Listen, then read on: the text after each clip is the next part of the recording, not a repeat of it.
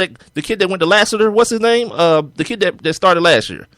Come on, you the Georgia fan. What's his name? Joe Cox. No, come on. What are you talking about? That's not him. But he's the same dude. I know. I can't even. This is the team you root for. I can't believe this is happening. Because he's so insignificant. He started every game last year. He's not that insignificant. And when he came out, when he came out of Lassiter, he owned just about every single record. Mm-hmm. In Georgia, in the state of Georgia, high school wise, when he came out, Hudson Mason. Hudson Mason. Yeah, Hudson Mason. But you remember Hudson when we were working over 680 during the high school stuff. Right. Like Hudson Mason was a big time recruit, but staying around and having and losing your eligibility playing behind Aaron Murray. Again, Aaron Murray kind of shortchanged that dude. But again, I know that's not his responsibility. You sound like Stephen A. Smith. Like they used DeMarco Murray. Let me tell you something. Aaron Murray's his responsibility, one, is to play quarterback for the University of Georgia when he was there. Secondly, to himself and his family, to try to get himself in a position to be drafted as high as possible when it's time for him to go to the NFL to make as much money. Where did he go? Third, fourth round?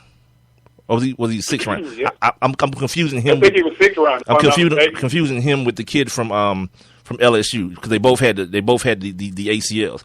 But the thing is, Rob, you can't predict that happening. Like Aaron Murray, before that happened, he made a lot of money that year. Coming back was the best thing he did. But a freak injury happened. He can't control that. He can't predict it. But before that, Aaron Murray had played the best football he'd played in his career to that point. And a freak injury happened, which caused his draft stock to drop. You can't predict that. And he actually got drafted. He got drafted in the fifth round by the Chiefs. My point when talking about these kids at Ohio State, and by the way, T.J. Yeldon is going to be in the draft this year. But in talking about these kids, they know. Two of them know that they're not going to play, barring anything unforeseen, like another injury. But last season was such an aberration that two quarterbacks went down for this big kid, Cardale Jones, to get to play. For that to happen again, and whoever finishes third finally getting a chance to play. And I was looking at, I don't know what it was, Around the Horn. Woody Page is talking about they got this big 5-star kid, this 5-star freshman on the team this year that they recruited last year. So they got four dudes. Yeah, they should have kind of nudged Braxton Miller like, dude, go get out of here. They should have kind of nudged him, man. Because this is a situation that could turn out bad. That's not their responsibility either. That's him. He got to be smarter than that. Just like DJ Shockley got to be smarter than that. If you don't want to go in the 7th round B, guess what? Go somewhere where you can play for more than a year.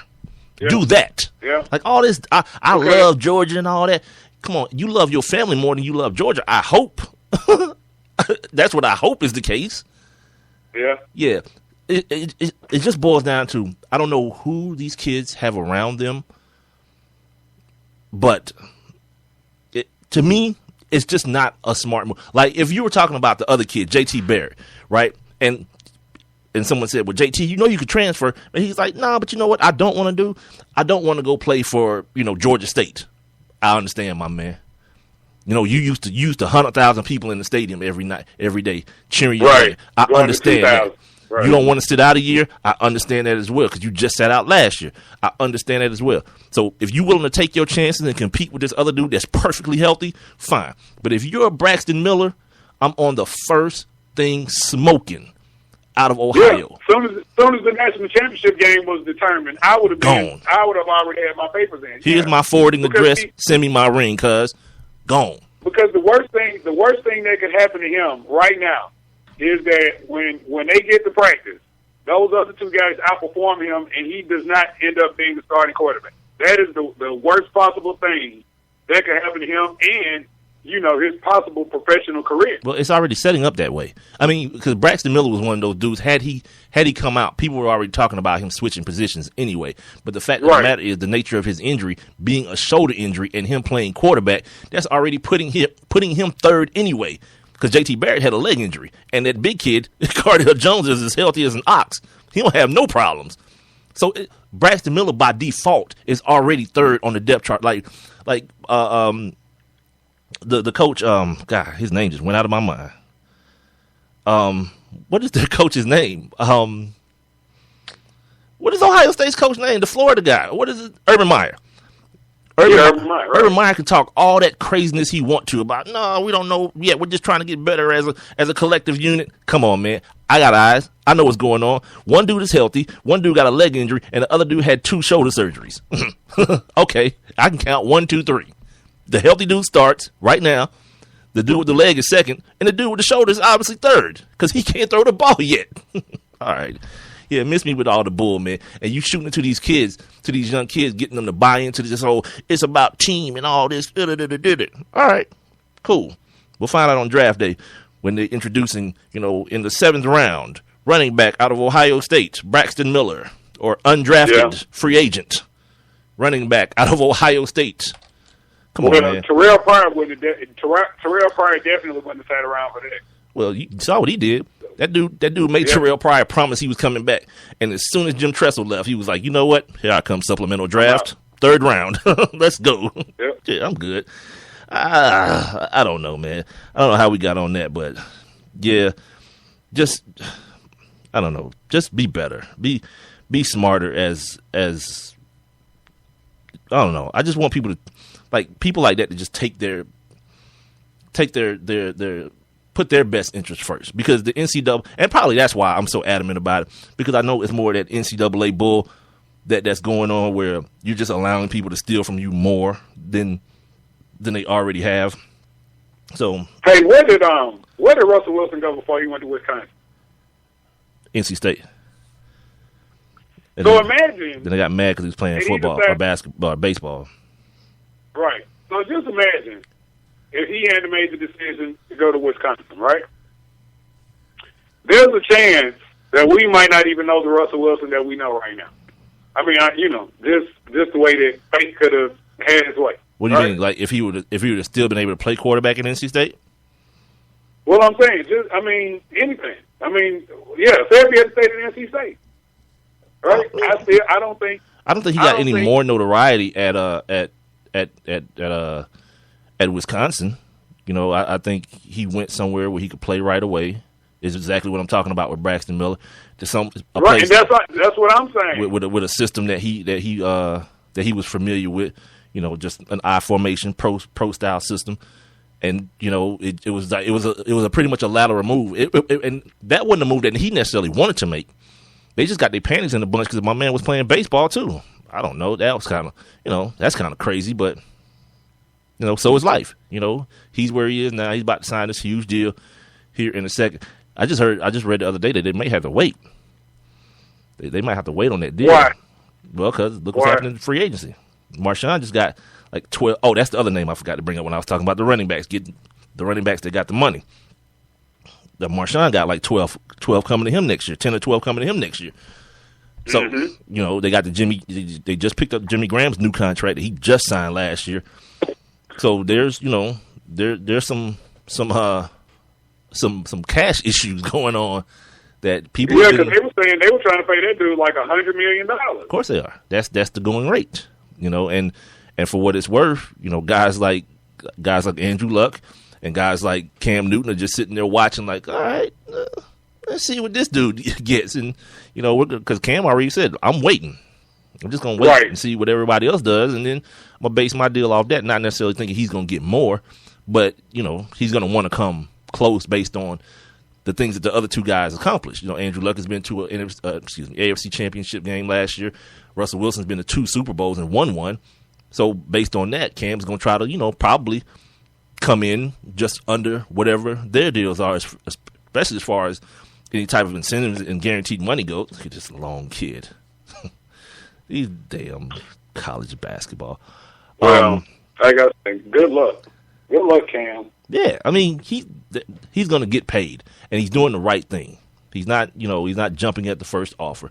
Whoever his agent is being very smart in just, allowing the market to set his price instead of him setting the price for Andrew Luck and Russell Wilson, allowing them to set his market. And it may not even work out that way. It may be a situation where, everyone starts looking at everybody else and waiting and waiting and waiting, and then somebody has to eventually blink. And it may be Cam, it may be Russ, it may be Andrew Luck first, but inevitably, all three of those dudes are going to sign they're going to sign NFL $100 million contracts, not but you know what? $100 million contracts. But I think it's going to be Cam that's going to have to sign first. Why? And the reason I say that is because when you look at the whole scheme, and this is my opinion, I could be wrong, but I was just looking at the way that things have been going with these teams, as you just mentioned, the signings with Seattle, giving Marshawn more money, picking up Jimmy Graham, and then when you look at Indianapolis and what they've done, Carolina is the only one out of the three that hasn't really spent any money. And, I think, well, they've been signing their own guys. Carolina's been keeping a lot of their own guys. Right, but I'm saying, but they haven't been one of these teams reaching and just, grabbing dudes from other teams. So I would like to think, that they have the money and they would like to go ahead and get Cam locked in. But, again, that's just my opinion. Yeah, it's not going to be. Of course, they would. Nobody cares. They would want to get him. They would want to get him assigned as soon as possible, but it's not going to be up to him. I mean, to the team. It's going to be up to him and his representatives as far as how long they're willing to wait. And like I say, just wait until the market presents itself to them, so they have an actual figure to come to the table with. This is the Sports Kings podcast, as heard on Spreaker.com. I'm Big Mike. He's Rob Calloway. Our social media information is at Sports Kings Live, either Twitter, Instagram, or Facebook. You can also email the show, sportskingslive@gmail.com. What else has been going on in the world of the National Football? I just threw notes on my paper because today is Friday, and I just dumped not on my paper. Who am I? 1984 kid? It's a couple things that happened. Percy Harvin back with Rex Ryan in Buffalo, and look on a 1-year deal, cuz yeah, right. And then you see Big Ben. Big Ben got that 5-year contract extension with the Pittsburgh Steelers, so he's going to retire. Which once again, and I want people to remember that this happened.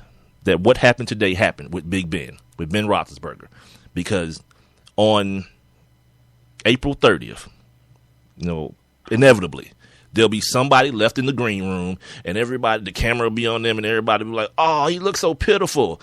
Yeah, guess what? Ben Roethlisberger is on his second big deal today. And he's one of those dudes that just sat in the green room, just like Aaron Rodgers on his MVP season this year. All that stuff doesn't matter. If you I always give people this example. If I told you that you're gonna be a millionaire today, Rob, but you might have to wait an extra 3 hours to be one, are you gonna really care? Are you gonna be sad? No. You're going to be sitting there with your pad making a list of all the things you're going to buy with your $1 million while that 3 hours goes past. Endless. There's one here. And I'll say this. What was the boy's name when we were working over at 680? They had the draft, and he got picked late. It was the end of the first. Who was that? They just sat there and sat there. It happened to Brady Quinn because the commissioner took him back. Brady Quinn. Yeah, it was Brady Quinn. Yeah, he still made a couple million.